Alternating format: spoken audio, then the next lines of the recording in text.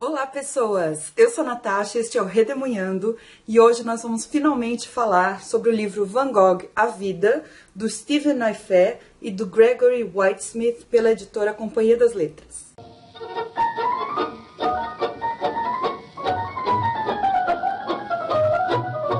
Eu não vou conseguir segurar esse livro o tempo todo porque ele é muito grandão, pesado, então vejam bem a capa aí que eu vou esconder.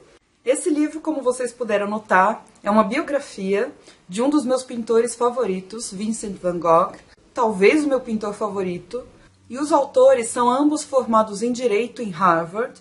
Um deles, o Naifeh, estudou História da Arte em Princeton, e o Smith também estudou Literatura Inglesa. Os dois também realizaram uma outra biografia do artista Jackson Pollock, além dessa obra monumental que é a biografia do Van Gogh. E eu já explico para vocês por que ela é tão monumental assim. É uma obra gigantesca.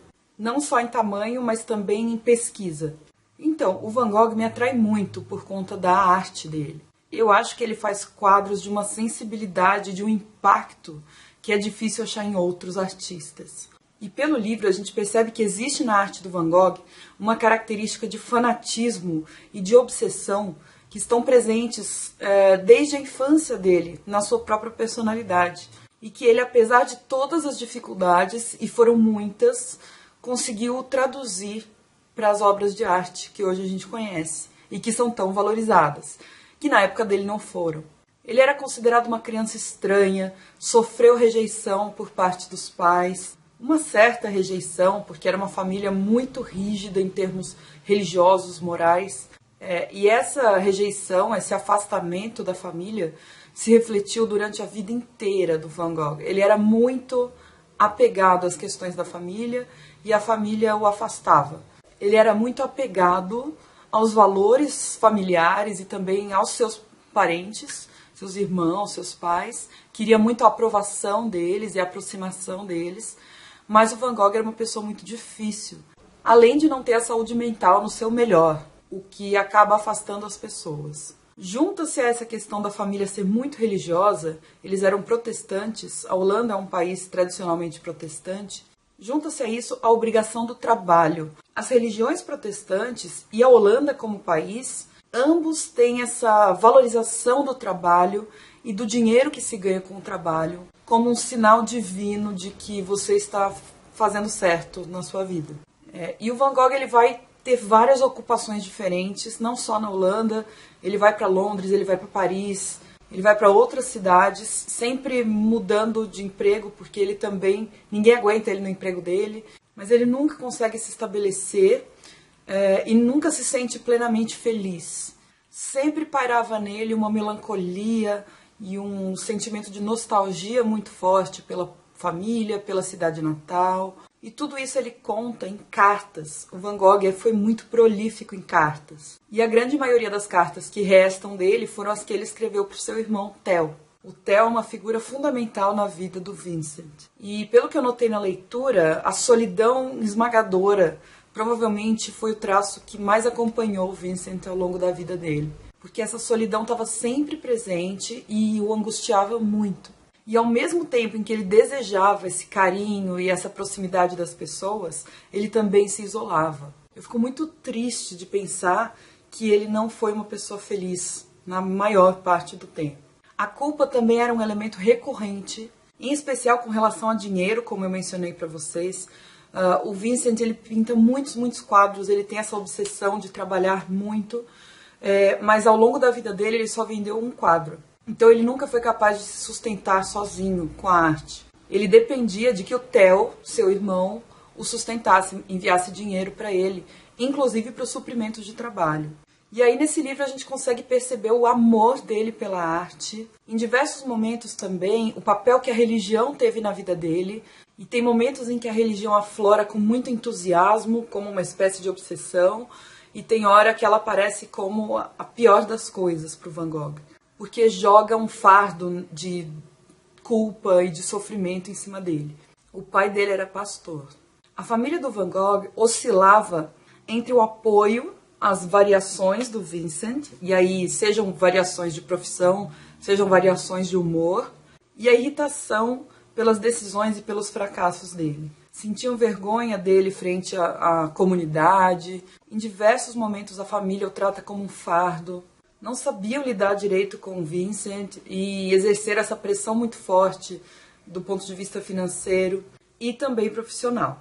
E quanto à arte, o Vincent fazia já esboços, desenhos e outras coisas, mas ele realmente mergulha na arte, ele toma isso como profissão só perto dos 30 anos. E ainda assim ele teve uma produção extremamente abundante, frenético o negócio, no relativamente curto período em que ele se dedicou à arte, que foram menos de 10 anos. Foi uma carreira artística curta e incandescente, como dizem os autores. E para trazer um pouco questões sobre saúde mental, eu fico me lembrando do livro que eu li do Oliver Sacks.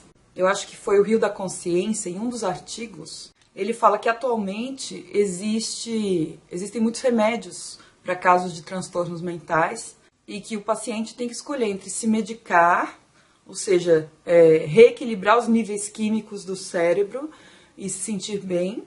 Só que com a medicação geralmente também vem uma certa perda de intensidade, que para os artistas é importante, né? A intensidade se traduz em criatividade. Ou então, o Oliver Sacks diz que tem gente que escolhe permanecer com a sua condição. Ah, lembrei, no livro ele não fala de doenças mentais, ele está falando de enxaquecas muito fortes.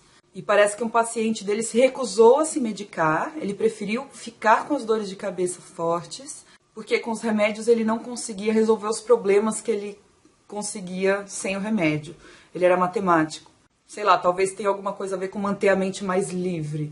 E o que me deixou muito angustiada nesse livro é que o Van Gogh... Bom, primeiro que o diagnóstico que havia na época não era muito preciso. Eu acredito que provavelmente o que ele tinha era transtorno bipolar, porque ele tem episódios de mania e episódios depressivos. E o que me dói é saber que hoje existe medicação que controla isso, né? Então eu fico com aquela dúvida de se ele preferiria se medicar e a sua arte talvez sofrer uma certa queda de intensidade, ou se ele preferiria manter a arte pura, entre aspas, mas a preço da depressão esmagadora que ele sofria e que acabava por isolá-lo da sua família, da sua comunidade. E pelo que eu li, eu tenho certeza de que ele escolheria se medicar. Porque sendo essa pessoa mais controlada quimicamente, ele seria muito mais acessível para as outras pessoas, que para ele era uma coisa importantíssima. E também tem que considerar que a arte dele não foi valorizada enquanto ele estava vivo. Então talvez o que ele precisasse era trabalhar, se expressar artisticamente, e não necessariamente o resultado final da obra. Desculpa aí, eu dei umas viajadas loucas aqui. Mas falando sobre a estrutura do livro especificamente, a narrativa é muito fluida, os autores conseguem contar a vida do Van Gogh de uma maneira agradável, de uma maneira relevante, embora às vezes eles exagerem no nível de detalhamento. Portanto, há momentos em que a leitura fica bastante truncada por conta desse monte de detalhes.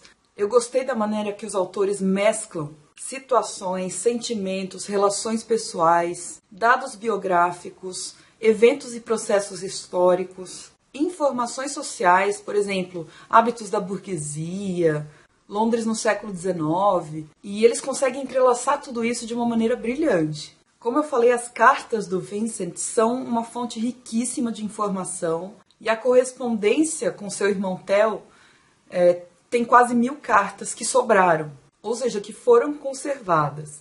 E além disso, a família ainda mantinha crônicas familiares, que eram registros, né, sobre os membros da família Van Gogh desde o século XVIII, que também foi utilizado como fonte.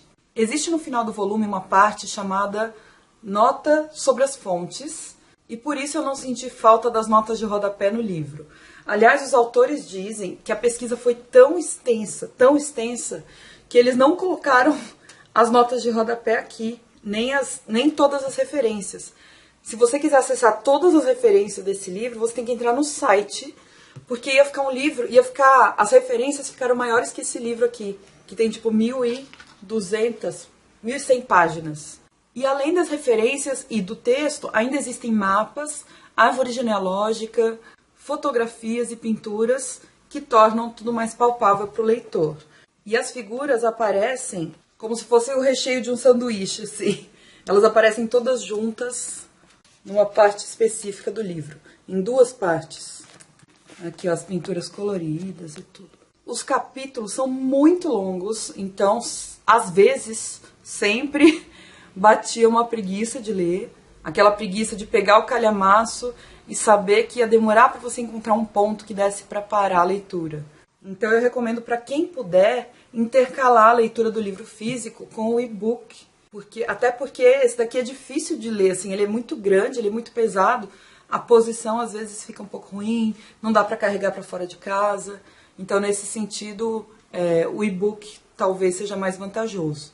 Como eu falei, a minha principal crítica ao livro é que o nível de detalhamento pode se tornar muito cansativo. E eu senti isso principalmente na segunda parte, em que os autores narram os acontecimentos da vida do Vincent semanalmente, quase que diariamente. Mas, por outro lado, eu também entendo o lado deles. É difícil que alguém deixe tantos registros da sua vida e tão detalhados como Van Gogh fez, por meio das suas cartas, por meio da sua arte. Então, como é que os autores também iam desprezar essa riqueza documental, né? Então, eu acho que o ponto forte e o ponto fraco do livro é o mesmo. É querer narrar com muitos detalhes a vida do Vincent. Por um lado, isso é muito bom, e por outro lado, isso é muito, muito cansativo. E apesar de cansativa, eu achei essa biografia muito bem feita. Eu concordo com a escolha dos autores de mostrar tudo possível, mesmo que correndo o risco de cair numa certa repetitividade. As descrições dos processos de pintura do Van Gogh, por vezes, gente, eram detalhados demais. E aí ficavam chatos. E aí nem sempre também havia a imagem correspondente. Então, por exemplo, eles descreviam como é que foi feito o quadro Noite Estrelada. Seria legal ter, tipo, na página do lado o quadro pra gente ver, né? Claro que o Noite Estrelada foi um exemplo besta, porque todo mundo praticamente conhece. É um dos quadros mais famosos dele. Mas eles descrevem muito quadros praticamente desconhecidos. Como eu falei, o Van Gogh foi super produtivo. Então tem várias coisas dele que não são tão conhecidas quanto os girassóis, Noite Estrelada. Eu gostei muito do primeiro terço do livro, que fala da infância do Van Gogh. Gostei demais mesmo. Foi o que me enganchou na leitura. O segundo terço do livro foi completamente arrastado e difícil. Foi nele que eu demorei mais. Eu demorei uns 10 meses para ler esse livro, gente. E no terceiro terço, a leitura engrenou novamente. Então, com certeza, minhas partes favoritas foram a infância do Vincent e os últimos dias dele. O final da vida dele me emocionou muito. Os autores narram o que se sabe sobre a morte dele, porque foi uma morte muito misteriosa. Ninguém sabe ainda se foi assassinato, se foi suicídio. E os autores, eles conseguem colocar a visão deles e a visão que se tinha até pouco tempo. E colocam todas as pistas. Por que eles acham isso? Colocam as entrevistas que fizeram com pessoas que tiveram contato com Van Gogh nas últimas horas dele. Então eles montam uma linha investigativa, é muito legal, dos últimos momentos do Van Gogh. E eles também contam, depois da morte do Van Gogh, o que acontece com o Theo e com o restante da família. Eu fiquei muito grata pelos autores terem escolhido abordar o final dos irmãos do Vincent, mesmo que rapidamente. Eu acho que fez muita diferença na história, assim. E o final do Theo, gente, o irmão do Vincent, também é muito dolorido. Então, quando eu terminei o livro, eu tava com um mix de sentimentos enormes. Chorei, claro, mas eu fiquei, assim, aliviada por terminar, feliz por ter tido a oportunidade de conhecer tão a fundo a vida de uma pessoa que foi tão desprezada e depois tão hipervalorizada, mas que não pôde aproveitar essa valorização. Fiquei muito triste pela situação emocional do Van Gogh, situação financeira dele. Enfim, como vocês podem ver, foi uma leitura muito intensa. E essa intensidade da vida dele se traduz nas obras, como eu falei no início do vídeo, que é o que me impressiona e é o que me encanta na obra do Van Gogh. Reflete muito a personalidade dele, que alguns compreendiam na época, mas que poucos se mostraram dispostos a conviver. E aí eu fiquei pensando que ele nos deixou obras absolutamente brilhantes e emocionantes, mas a que preço? É doloroso pensar que o custo dessa arte incrível tenha sido a saúde mental do artista e provavelmente a sua felicidade. Biografias bem elaboradas como essa, e com bem elaborada eu quero dizer bem escrita, bem pesquisada e bem editada, são importantes, porque nos mostram a complexidade de pessoas como o Vincent van Gogh.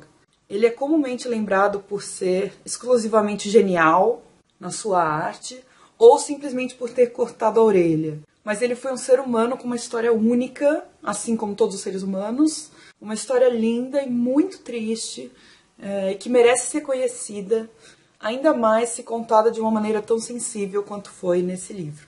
Então é isso, espero que vocês tenham gostado do vídeo. Se você gostou, deixa um joinha. Me conta aí embaixo se você já leu alguma biografia do Van Gogh. Parece que tem uma em quadrinhos também, bem mais curta, obviamente. Acho que é da LPM, que eu tenho vontade de ler também. Me conta aí embaixo se você gosta do Van Gogh ou se você tem algum outro pintor favorito. E muito obrigada pela companhia. A gente se vê no próximo vídeo. Tchau!